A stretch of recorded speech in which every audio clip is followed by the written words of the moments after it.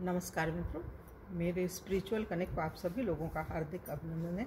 मित्रों, आज मैं आप लोगों को ऐसे माँ के बारे में बताने वाली हूँ जिन दो माताओं ने अपने बच्चों को, अपने पुत्र को विष दिया। देखिए इसमें लिखा, अपने पुत्र को विष देने वाली दो भक्तिमती नारियाँ।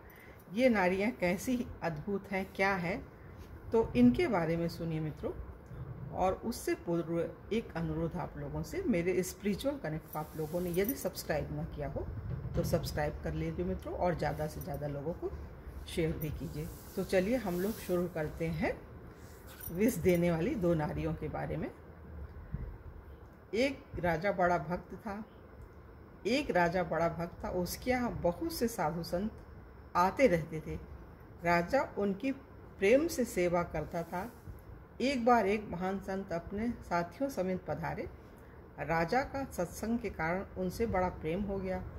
वे संत राजा के यहाँ से नित्य ही चलने के लिए तैयार होते। परंतु राजा एक न एक बात, उत्सव आदि कहकर प्रार्थना करके उन्हें रोकता और कहता कि प्रभु आज रुक जाइए, कल चले जाइएगा। इस प्रकार उनको 1 वर्ष और कुछ मास बीत गए। एक दिन उन संतों ने निश्चय कर लिया कि कल हम अवश्य ही चले जाएंगे। राजा के रोकने पर किसी भी प्रकार से नहीं रुकेंगे। यह जानकर राजा की आशा टूट गई। वह इस प्रकार व्याकुल हुआ कि उसका शरीर छूटने लगा।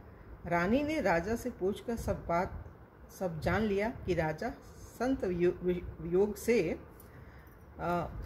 जीवित न रहेगा। रानी ने राजा से पूछकर सब जान लिया कि राजा संत वियोग से जीवित न रहेगा। तब उसने संतों को रोकने के लिए पुत्र को विष दे दिया। देखिए ये कितनी बड़ी बात है। तब उसने संतों को रोकने के लिए पुत्र को विष दे दिया, क्योंकि संत तो स्वतंत्र हैं। इन्हें कैसे रोक कर रखा जाए, इसका और कोई उपाय नहीं है। प्रातः काल होने से पहले ही रानी रो उठी। अन्य दासियां भी रोने लगी। राजपुत्र के मरने की बात फैल गई। राजमहल में कोलाहल मच गया। संत ने सुना तो शीघ्र ही राजभवन में प्रवेश किया और जाकर बालक को देखा। उसका शरीर विष के प्रभाव से नीला पड़ गया था, जो इस बात का साक्ष्य था कि बालक को विष दिया गया है। महात्मा जी ने रानी से पूछा कि सत्य कहो, तुमने यह क्या किया? रानी ने कहा, आप निश्चय ही चले जाना चाहते हैं और हमारे नेत्रों को आपके दर्शनों की अभिलाषा है। आपको रोकने के लिए ही यह उपाय किया गया है। राजा और रानी की ऐसे अद्भुत भक्ति को देखकर वे महात्मा जोर से रोने लगे। उनका कंठ गदगद हो गया। उन्हें भक्ति की इस विलक्षण रीति से भारी सुख हुआ। इसके बाद महात्मा जी ने भगवान के गुणों का वर्णन किया और उस बालक को जीवित कर दिया। कितनी महान चीज़ है, अद्भुत घटना है मित्रों ये तो। उन्हें वह स्थान अत्यंत प्रिय लगा। अपने साथियों को जो जाना चाहते थे उन्हें विदा कर दिया, और जो प्रेम रस में मग्न रहते थे वे उनके साथ ही रह गए। इस घटना के बाद महात्मा जी ने कहा कि अब यदि हमें आप मारकर भगाएंगे तो भी हम यहाँ से न जाएंगे। इतनी अद्भुत अद्भुत चीज़ें हैं इसमें मित्रों, तो ये मन करता है सुनते ही रहो, पढ़ते ही रहो।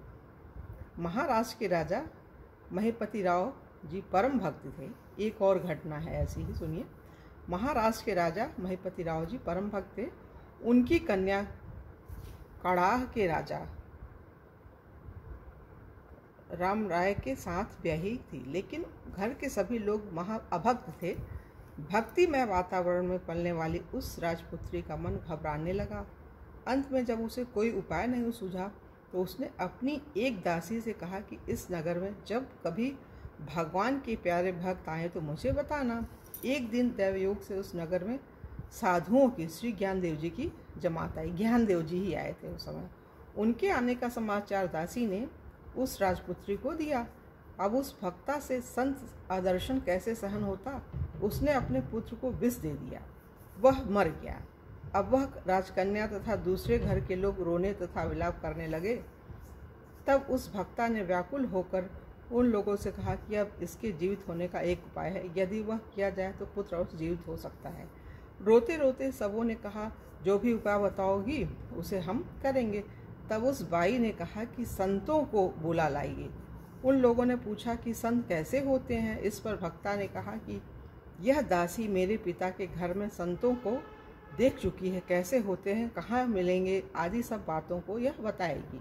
पूछने पर दासी ने कहा कि आज इस नगर में कुछ संत पधारे हैं और अमुक स्थान पर ठहरे हैं।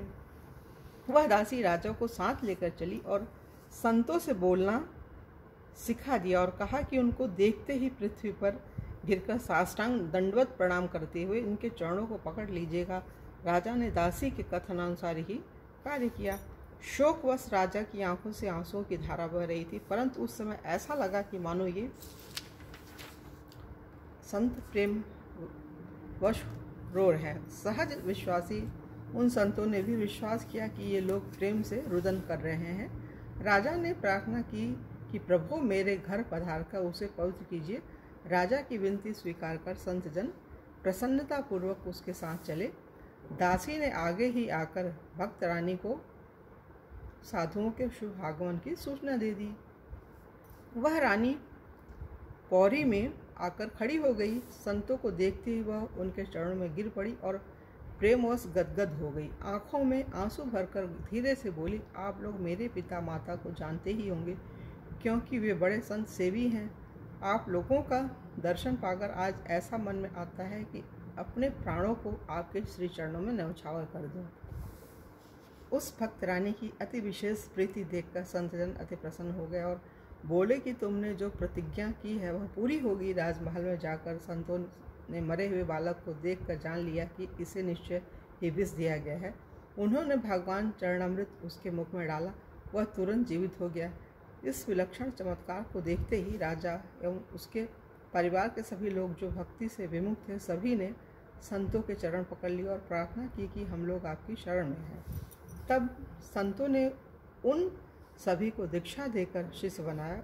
उन लोगों ने वैष्णव बनकर संतों की ऐसे प्रेम से सेवा करना आरंभ कर दिया जिसे देखकर लोग प्रेम विभोर हो जाते थे। तो मित्रों, यहाँ पे ये जो ऐसी माताएं थी जिन्होंने अपने बच्चों को ही विष देकर संत को अपने घर बुलाने का एक बहुत ही पुण्यदायी काम किया था, जिससे उनके घर के सभी लोग संत बने और संत की संगति उन्हें प्रिय लगने लगी।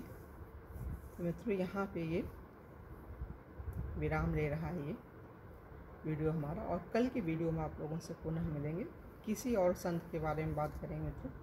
तब तक के लिए जय हिंद, जय भारत, ओम शांति, ओम शांति, ओम शांति।